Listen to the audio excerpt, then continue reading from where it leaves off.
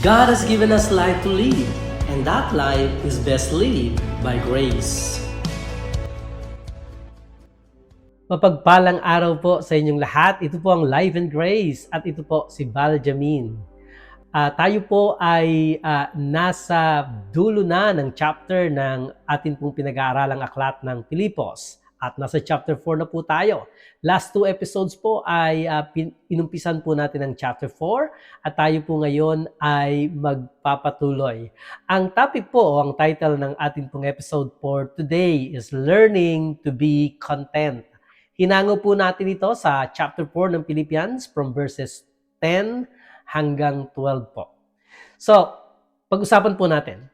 Magkaroon po tayo ng kaprasong pagre-review dito po sa Philippians chapter 4 verse 8 and 9. Ganito po ang sabi ni Pablo, sa katapus-tapusan mga kapatid, anumang bagay na totoo, anumang bagay na marangal, anuman ang matuwid, anuman ang dalisay, anuman ang bagay na kaibig-ibig, anuman ang may mabuting ulat, kung mayroon mang kabutihan at anumang kapuri-puri, ang mga bagay na ito ang isipin ninyo. Sabi niya po sa verse 9, ang mga bagay din na inyong natutunan at tinanggap at narinig at nakita sa akin ay isagawa ninyo. Sa gayon, ang Diyos ng kapayapaan ay sa inyo. So dito po ay ibinigay ni Pablo sa kanila ang patungkol sa 8 bagay na dapat nilang pagtuunan ng pansin. And I believe, tayo man po, ito dapat ang pagtuunan natin ng pansin. Anumang bagay daw po ang totoo, anumang bagay ang marangal, anumang bagay ang matuwid, anumang bagay ang dalisay, ang kaibig-ibig, ang mabuting ulat, ang may kabutihan, ang kapuri-puri. He also instructed them to follow him because he was doing exactly these things na in-instruct po niya ang mga Pilipos na gawin. Ang sabi niya, ang mga bagay din na inyong natutunan, what you have learned, ang mga bagay na inyong tinanggap, ang inyong ni-receive, ang mga bagay na inyong narinig, what you have heard, at nakita, ang nakita nyo sa akin, ay isagawa ninyo. Ang ginagawa po ni Pablo dito ay ginagamit niyang role model ang kanyang sarili. At ito po yung nararapat lamang. Because if what we teach is working for us, then we should be encouraging others na tularan tayo. At napag-usapan din po natin ng nakaraang episodes na kung hindi natin kayang masabi sa ating mga tinuturuan o sa ating mga pinangungunahan na tularan tayo, then wala tayong right to remain in that position. Pinansin din natin po ang normal na progression ng pangyayari sa isang taong nakakakilala kay Kristo. Yung mayroon siyang munang nakita, and then meron siyang narinig, and then meron siyang tinanggap, and then meron siyang natutunan. Kaya nga, kung sa atin pong paglakad sa ating buhay Kristiyano ay hindi natin maipapakita sa mundo ang supernatural na power ng Diyos na tinanggap natin, then marinig man nila kung ano ang sasabihin natin ay maaaring hindi nila ito tanggapin. Kasi po hindi consistent ang ating buhay sa ating sinasabi. Ngunit kung matatanggap nila ang ating sasabihin, then matututo sila at mararanasan nila si Kristo at ang kanyang kapangyarihan. Purihin ang Diyos. Ituloy po natin. Dito po tayo nagwakas nung nakaraang episode. Ito po ngayon ang pag-uusapan natin sa bagong episode na ito. Pilipos Kapitulo 4, talatang 10. Sabi po ni Pablo, ako'y totoong nagagalak sa Panginoon na ngayon sa wakas ay inyong muling binuhay ang inyong pagmamalasakit sa akin, na dito'y katotohanang nagkaroon kayo ng malasakit, ngunit wala kayong pagkakataon. Sabi niya po sa wikang Ingles ay ganito, ng New King James Version, but I rejoiced in the Lord greatly that now at last your care for me has flourished again. Though you surely did care, but you lacked opportunity. Apostle Paul was thanking the believers ng mga taga-Pilipos for the way they ministered to him. Actually po, matagal na nila itong gustong magawa, subalit wala silang opportunity kasi nga they could not communicate the way we do today. Hindi po nila alam kung nasaan si Pablo. Kasi nga po, Paul was in transit during the time from Caesarea to Rome for months at maaaring higit pa po sa mga buwan, and they had been unable to reach him or locate him. At kahit na nga po nakarating na siya at nakulong na siya sa Roma, matagal pa rin bago nila ito nalaman. Kaya nga, kahit gusto nilang makatulong kay Pablo, kulang sila sa opportunity. Wala po silang opportunity. Ito yung isang dahilan kung bakit naging masyadong espesyal ang relasyon ng Philippians kay Pablo. At ang puso ni Pablo ay masyadong napalapit po sa mga Kristiyano ng Pilipos. They were not like some of the people he had ministered to, whom only two, yung kumuha lang kay Pablo. These people were givers, mga mapagbigay po ito. Hindi po sila tagatanggap lamang ng mga tinuturo ni Pablo. Natutunan din nilang maging mapagbigay. Natutunan po nila yung pagbibigay. At sa verse na ito, sinasabi niyang totoong nagagalak ako sa Panginoon dahil muling nabuhay ang pagmamalasakit ninyo sa akin. Ang ibig pong tukuyin dito ni Pablo ay nakapagpadala ulit ang mga taga-Pilipos sa kanya ng tulong pinansyal. Kung matatandaan po ninyo, si Pablo sa 1 Corinthians chapter 9, 11 to 18 ay sumulat po sa mga Korinto, at si Pablo po ay nagpakita ng ugali with the Corinthian church na hindi siya tumanggap sa kanila ng personal offerings. At marami pong mga tao ang nakapag-misinterpret nito na sinasabi po nilang si Pablo ay hindi tumatanggap ng offering kahit kanino na kanyang pinagmiministeryuhan. However, this is not true. Hindi po siya tumanggap dito lang sa mga taga-Korinto. Because ito pong verse na ito, sa verse 10 ng Philippians chapter 4, ay nagpapakita sa atin ng malinaw that he received offerings from the Philippians. Later on, sa pag-aaral po natin, sasabihin niya na ang mga taga-Philippians ay nagbigay sa kanya ng 2 pang okasyon nung siya po ay nasa Macedonia. So tumatanggap po siya ng offering. Only sa mga taga-Korinto, hindi po siya nagtumanggap ng personal offerings from them. Binigay po ni Pablo ang dahilan sa likod ng kanyang desisyon na huwag kumuha ng anumang personal offerings mula po sa mga taga-Korinto.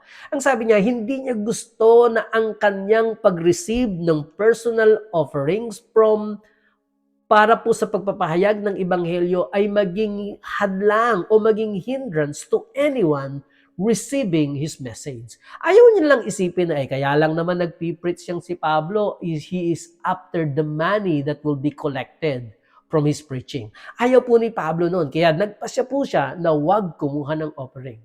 No doubt that there was some individuals back then, nung panahon ni Pablo, just like meron po ngayon, who thought all preachers were in it for the money. Na kaya lamang po daw nagpipreach ang mga naghahayag ng salita ng Diyos ay dahil po sa perang kanilang makukuha. Nakalulungkot po ito. Alam niyo po, naalala ko po when I decided to go on full-time ministry. At ako po ay nagpaalam sa company where I worked for 13 years.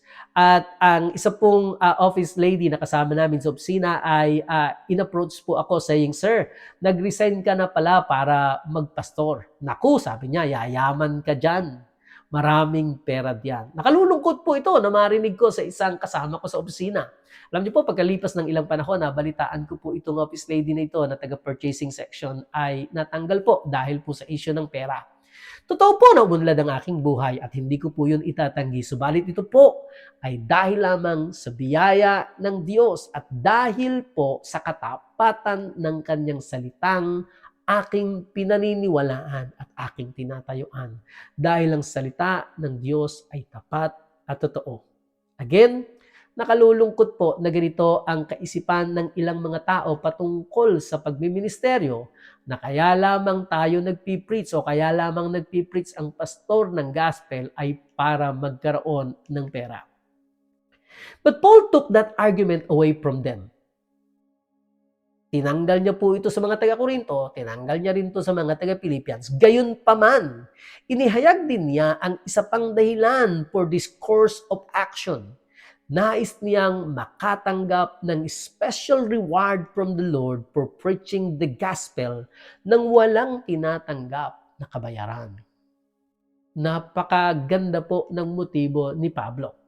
His practice of not receiving personal offerings from the Corinthians was the exception and not the rule. Kasi po, pag pumunta siya tumatanggap po siya sa mga taga-Pilipos pero sa mga taga-Korinto, hindi po siya tumanggap kasi may kaisipan ng ibang mananampalataya doon na pangit patungkol sa pangungulekta po ng offerings ni Pablo. Ituloy po natin, Philippians chapter 4 verse 11.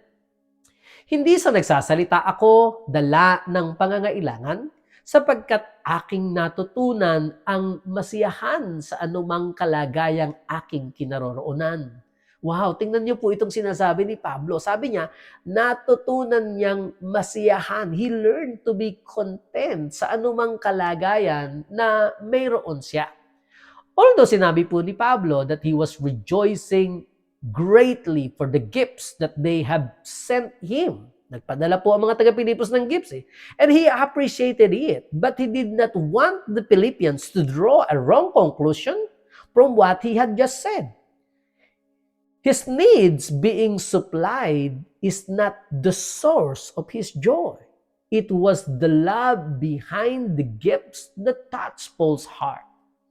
Yung puso po ni Pablo ay nahipo dahil po sa thoughtfulness ng mga tao na magpadala sa kanya ng mga kaloob. His thanks were not just because of the physical things that they have provided. Paul was appreciative of their thoughtfulness. Paul had to learn to be content. Ang sabi niya, natutunan kong maging masaya, maligaya, kontento. Natutunan niyang maging kontento. And I want you to think about that. Na ang pagiging kontento po ay natututunan. Meaning, ang contentment ay pinag-aaralan. Ang pagiging content ay hindi lamang natural na dumarating o kaya ay bunga po o byproduct ng mga pangyayari. No. Just as children don't instinctively read, they have to be taught. Kung paano po mga bata ay tinuturuan natin gumawa ng mga bagay. Likewise, we have to be taught to be content. Kailangan nating matutunan. Kinakailangan nating maturuan tayo at matutunan nating maging kontento sa buhay. Contentment is a choice. It is a decision. And we can teach ourselves to be content. Opo, pwede nating matutunan na makontento. Alam niyo po si Haring Solomon sa Lumang Tipan, yung naging pinakamayamang tao na nabuhay ay nagsabi po ng ganito. Sabi niya po sa Ecclesiastes. Sabi po niya sa Ecclesiastes chapter 2 verse 24 hanggang 25. Ang sabi niya po, nothing is better for a man that he should eat and drink and that his soul should enjoy good in his labor. This also I saw was from the hand of God. For who can eat or who can have enjoyment more than I? Ang yaman po nitong si Solomon na ito sabi niya, sinong makakakain at makakapag-enjoy nang hihigit sa akin? Kasi po, ang dami niyang bagay na po pwede niyang i-enjoy. King Solomon exceeded all the kings of the earth for riches and for wisdom. Kasi ito po yung hiningi niya sa Panginoon. Plus, he was absolute dictator over Israel. Alam niyo po, nung panahon ni Haring Solomon, wala pong digmaan.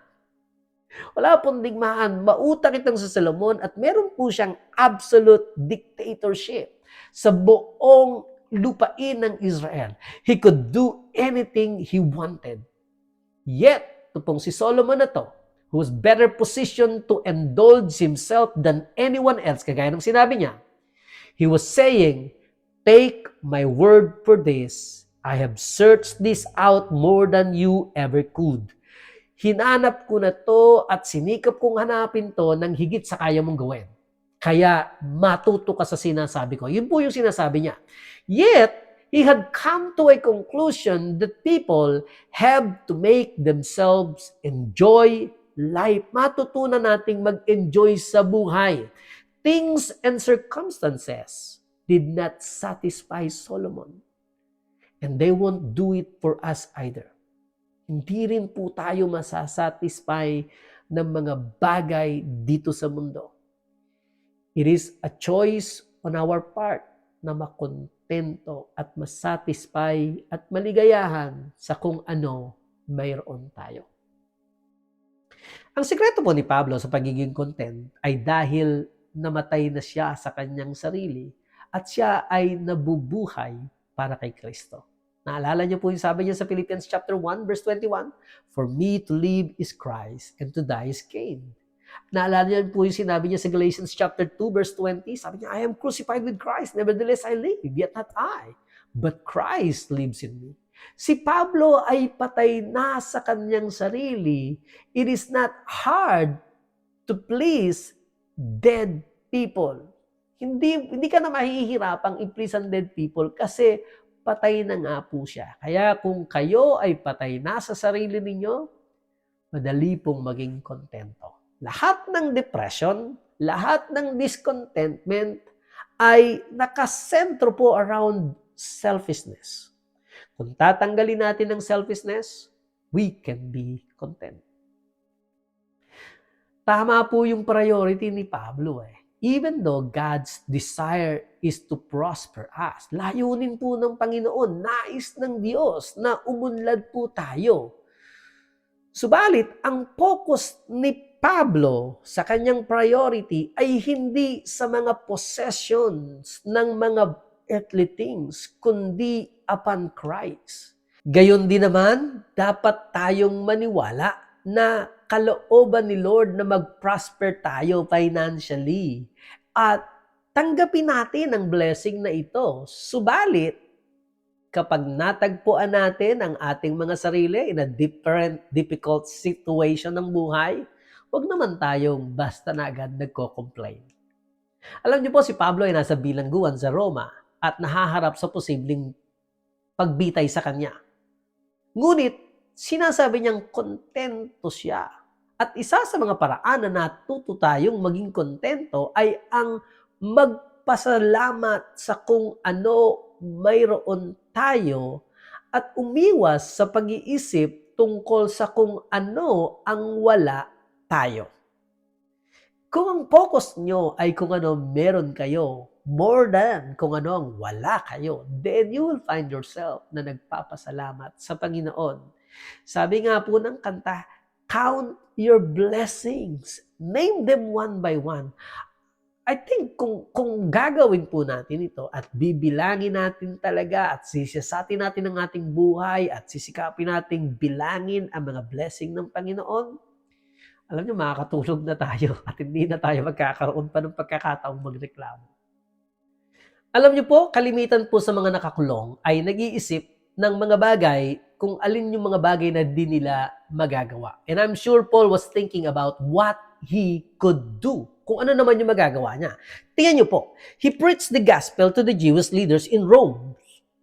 Everyone in Caesar's place heard the gospel. Narinig po. Kasi iniisip niya, ano magagawa ko kahit na ako ay nakakulong? He had gained the favor of his captors so that they gave him his own hired house and the freedom for all his friends to come to him. Nakikita niyo po ito sa Acts chapter 28. Wala pong nagbawal. Libre pong may makapunta at makapunta kay Pablo at makipag-usap, makipag-fellowship kay Pablo kasi may favor po siya sa kanyang mga bantay.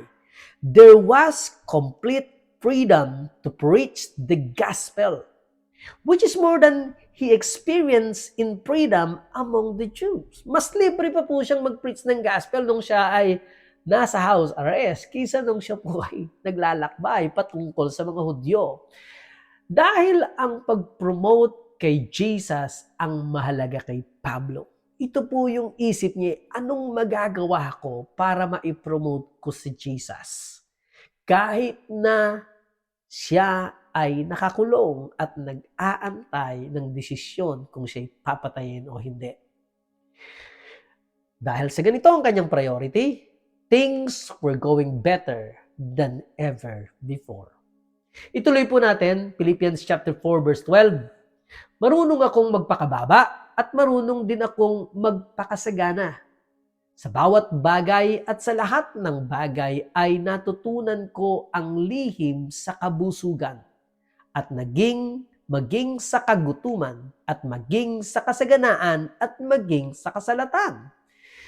Si Pablo ay patay na sa kanyang laman at ang kanyang pisikal na kalagayan ay hindi isang force na nagtutulak sa kanyang buhay. Hindi po ito yung nag-dominant force na naglilid sa kung saan siya pupunta, anong iisipin niya at anong magiging pananaw niya. Patay na siya sa kanyang laman. Alam niyo po, may ilang mga tao na mas gusto nila na sila ay mababa. Yung pong may kasalatan, yung hindi umuunlad, at ito po yung kanilang ipinagmamalaki. But people who are truly dead to their flesh will be comfortable kahit po sila po ay nananagana din. There are ditches on both sides of the road and there are extremes on both sides of any issue. We always have to strike the balance and stay out of both ditches. Sabi po ng Philippians chapter 4 verse 12, sa ibang translation po sa Ingles, I know what it is to be in want, and I know what it is to have more than enough. In everything and in every way, I have learned the secret of being full and being hungry, of having abundance and being in need. Sabi po sa wikang Tagalog, dito po tayo magtatapos. Pilipos, Kapitulo 4, talatang 12, sabi po ng ang salita ng Diyos. Marunong akong mabuhay sa hirap o ginhawa. Natutunan ko na ang lahat ng ito. Kaya maging anuman ang kalagayan ko, busog man o gutom, sagana o salat, kontento pa rin ako. Tama po, pwede nating matutunan ang maging kontento. Ito po si Baljamin Tatlong Hari, ito po ang Life and Grace at patuloy pong nagsasabi sa inyo, life is best lived by grace. Shalom!